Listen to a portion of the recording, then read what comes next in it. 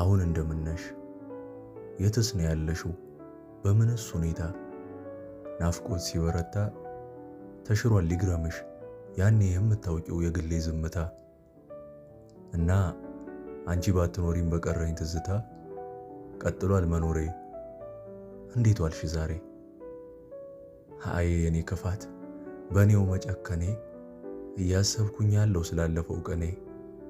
ያ የነበርሽበት ያ ዕለት ያ ጊዜ ምክንያት ሆኗል አንዴ ናፋቂ በሚያደርግ ወጥመድ ለመያዜ።